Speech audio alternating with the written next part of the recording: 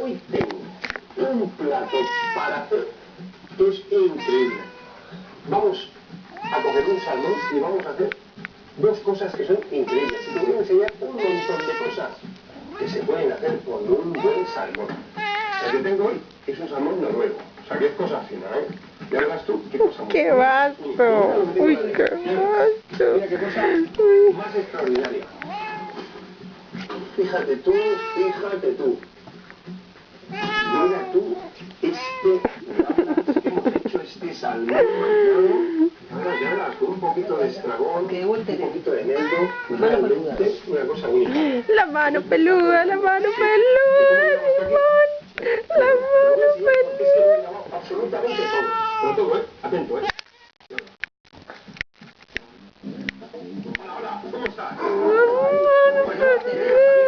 Yo hoy aquí estoy como un La mano peluda. La mano peluda. La mano peluda. La mano peluda, Simón. La mano peluda. La mano peluda.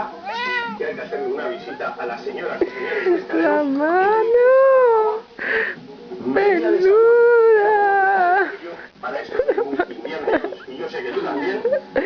La mano peluda. Con un salmón como este.